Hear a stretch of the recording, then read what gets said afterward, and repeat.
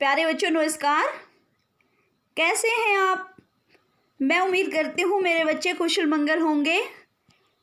Online Hindi शिक्षण में आपका स्वागत है। मैं हूँ नर्मदा ठाकुर, जिला मंडी, हिमाचल प्रदेश। आज हम एनसीईआरटी कक्षा 7वीं पाठ 10 अपूर्व अनुभव के प्रश्न उत्तर करेंगे बच्चों। इससे पहले हमने यासुकी चान और तोतो चान दो बच्चों के संघर्ष की कहानी पढ़ी। यासुकी चान पोलियो का शिकार बच्चा है जो पेड़ पर चढ़ना चाहता है और तोतो चान उसे चढ़ाना चाहती हैं। अंत में उन्हें कामयाबी मिल जाती है। तो आइए अब इसके प्रश्न उत्तर देखते हैं बच्चों। प्रश्न अभ्यास का पहला प्रश्न है बच्चों, यासुकी चान को अपने पेड़ पर चढ़ाने के लिए तोतो चान ने अथक प्रयास क्यों किया? लिखिए। तो बच्चों, यासुकी चान पोलियो का शिकार बच्चा था। वह सामान्य बच्चों की तरह खुद पेड़ पर नहीं चढ़ सकता था, इसलिए तोतो चान को अथक प्रयास करना पड़ा। प्रश्न नंबर 2 है बच्चों, दृढ़ निश्चय और अथक परिश्रम से सफलता पाने के बाद तोतो चान और यासुकी चान को अपूर्व अनुभव मिला। इन दोनों के अपूर्व अनुभव कुछ अलग अलग थे। दोनों में क्या अंतर थे? लिखिए। तो बच्चों, तोतो चान और यासुकी चान ने अपूर्व साहस का परिचय दिया, पर दोनों के अनुभव निश्चित रूप से एक दूसरे से भिन्न थे, क्योंकि यासुकी चान में शारीरिक क्षमता की कमी थी, मानसिक बल अधिक था।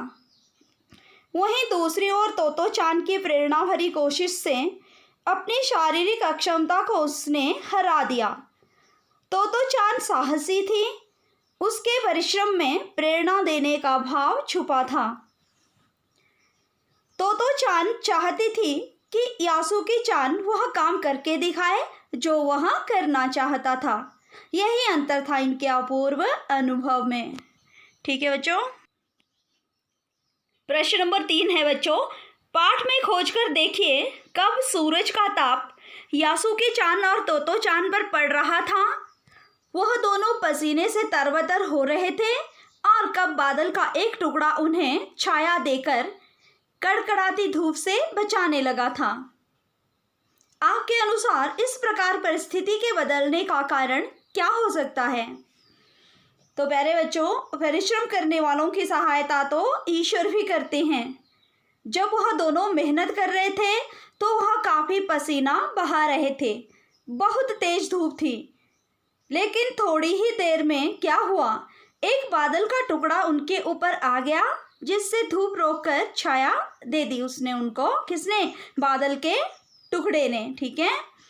तो इससे मालूम होता है कि जो मेहनती होते हैं उनकी सहायता ईश्वर भी करते हैं। तो देखा प्यारे बच्चों आपने, आप भी मेहनत करोगे तो भगवान आपकी भी सहायता करेंगे। ठीक है।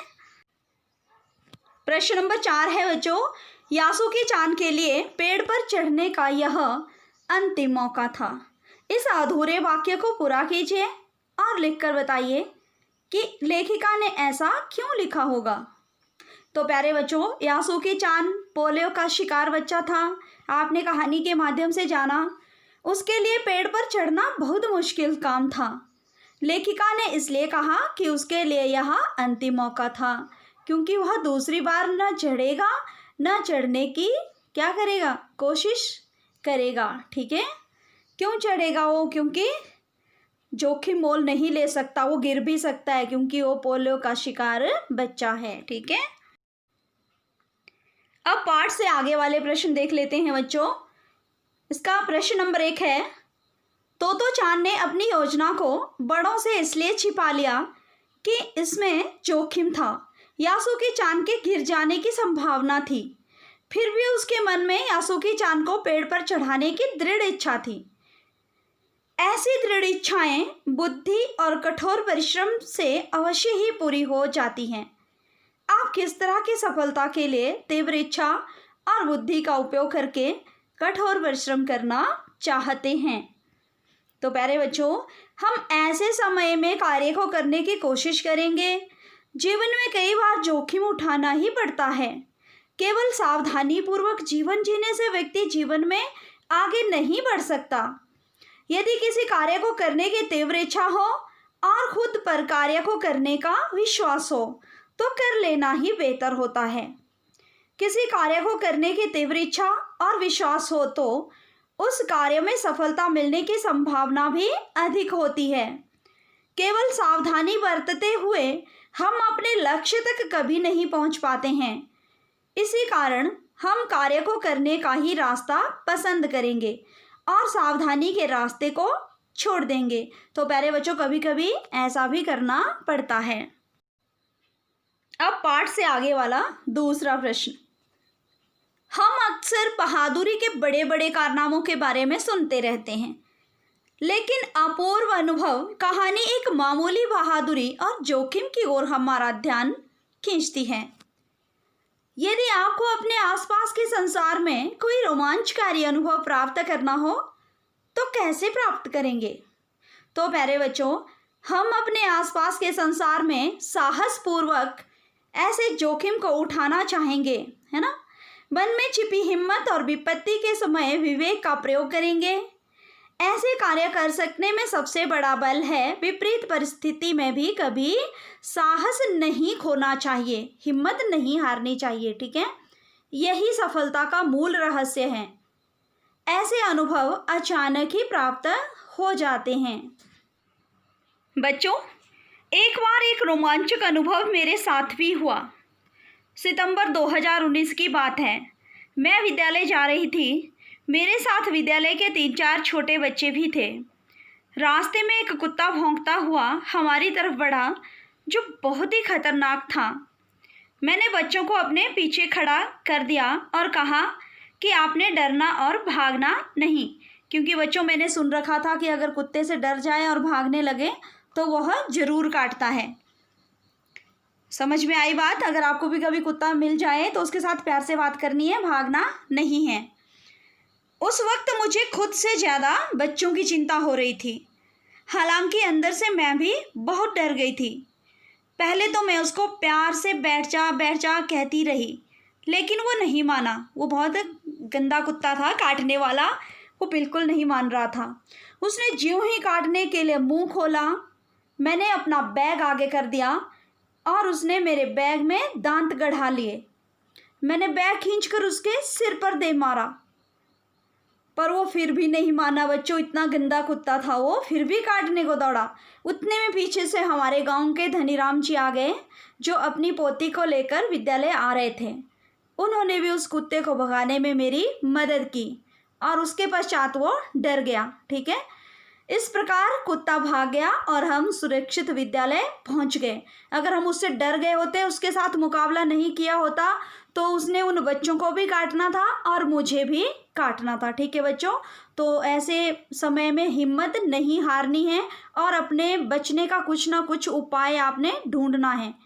ये तो था मेरे साथ बीती हुई घटना का उदाहरण। आपने अपने साथ बीती हुई किसी भी घटना का उदाहरण लिखना है, अपने आप लिखने की आदत डालनी है बच्चों। अब अनुमान और कल्पना। अनुमान होता है बच्चों अंदाजा लगाना, और कल्पना होता है इमेजिन करना किसी चीज़ को, ठीक है। उनके जो प्रश्न हैं वो भी हम कर लेते हैं। इसका पहला प्रश्न है, अपनी माँ से झूठ बोलते समय तोतो चान की नज़रें नीचे क्यों थी? तो बच्चों, तोतो चान झूठ बोल रहा था, इसलिए उसने नज़रें नीची कर ली थी, ताकि माँ उसकी आंखों में झांक कर उसका झूठ कहीं पकड़ न ले। प्रश्न नंबर 2 है बच्चों, यासुकी चान जैसे शारीरिक चुनौतियों से गुजरने वाले व्यक्तियों के लिए चढ़ने उतरने की सुविधाएं हर जगह नहीं होती, लेकिन कुछ जगह पर ऐसी सुविधाएं दिखाई देती हैं। उन सुविधा वाली जगहों की सूची बनाइए। तो बच्चों, आपने देखा होगा यासुकी चान जैसे शारीरिक चुनौतियों से गुजरने वाले व्यक्ति के लिए चढ़ने उतरने की सुविधाएं केवल बड़े अस्पतालों, हवाई अड्डों, होटलों और शॉपिंग मॉल्स में ही होती हैं। आपने देखा है कहीं रैंप बने होते हैं, लिफ्ट लगी होती हैं साइड पे, ठीक है। अगर आप बड़े बड़े अस्पतालों में गए होंगे तो। बच्चों, आजकल तो विद्यालयों में भी ऐसे बच्चों के लिए जो दिव्यांग होते हैं रैंप बन गए हैं। सरकार सुविधा दे रही है इनके लिए भी। बच्चों अब भाषा की बात कर लेते हैं। प्रश्न नंबर 1 है इसका, द्विशाखा शब्द द्वि और शाखा के योग से बना है। योग होता है जोड़। द्वि का अर्थ है दो और शाखा का अर्थ है डाल। द्विशाखा पेड़ के तने का वह भाग है जहाँ से दो मोटी मोटी डालियाँ एक साथ निकलती हैं। द्वि की भांति आप त्रि से बनने वाला शब्द त्रिकोण जानते होंगे। त्रिकोण का अर्थ है 3। इस प्रकार 4, 5, 6, 7, 8, 9 और 10 संख्यावाची संस्कृत शब्द उपयोग में अक्सर आते हैं। इन संख्यावाची शब्दों की जानकारी प्राप्त कीजिए और देखिए कि क्या इन शब्दों की ध्वनि अंग्रेजी संख्या के नामों से कुछ कुछ मिलती जुलती है। जैसे हिंदी 8, संस्कृत में अष्ट, अंग्रेजी में 8। तो चलिए देखते हैं बच्चों, हिंदी, संस्कृत और अंग्रेजी।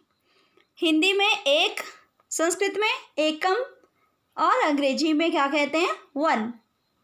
वैसे 2 द्वि 2, 3 त्रि 3, देखो मिलती है ना ध्वनियाँ 3 और 3। 4 चतुर 4, इसमें र मिल रहा है। 5 पंच 5, 6 षष्ठ 6, 7 सप्त 7, 8 अष्ट 8, 9 नव 9, 10 10। ठीक है। अब भाषा की बात वाला दूसरा और अंतिम प्रश्न। पाठ में ठिठियाकर हंसने लगी, पीछे से धकियाने लगी, जैसे वाक्य आए हैं। ठिठियाकर हंसने के मतलब का आप अवश्य अनुमान लगा सकते हैं। क्या मतलब है इसका? ठी ठी ठी हंसना या ठट्ठा मारकर हंसना बोलचाल में प्रयोग होता है। इनमें हंसने की ध्वनि के एक खास अंदाज को हंसी का विशेषण बना दिया गया है। साथ ही ठिठियाना और धकियाना शब्द में आना प्रत्यय का प्रयोग होता है। इस प्रत्यय से फिल्माना शब्द भी बन जाता है। आना प्रत्यय से बनने वाले 4 सार्थक शब्द लिखिए। तो प्रत्यय बच्चों आपको मैं पढ़ा चुकी हूँ। जो शब्दांश शब्दों के पीछे जुड़कर उनके अर्थ में परिवर्तन लाते हैं उन्हें प्रत्यय कहते हैं। और उपसर्ग क्या है? जो शब्दांश शब्दों से पूर्व जुड़कर या पहले जुड़कर उनके अर्थ में परिवर्तन लाते हैं वो क्या कहलाते हैं? उपसर्ग। तो इसका उत्तर है बच्चों शर्माना, हथियाना, घबराना और बिखराना। ठीक है। तो बच्चों ये थे प्रश्न उत्तर अपूर्व अनुभव के। आपने पूरी वीडियो को ध्यानपूर्वक सुनना और देखना है। उसके पश्चात प्रश्नों के उत्तर देने हैं और अपने ही शब्दों का प्रयोग करते हुए आपने लिखना है। इसी के साथ आप वीडियो को लाइक, शेयर और सब्सक्राइब करना न भूलें बच्चों, ताकि वीडियो सबसे पहले आप तक पहुंच जाए। धन्यवाद।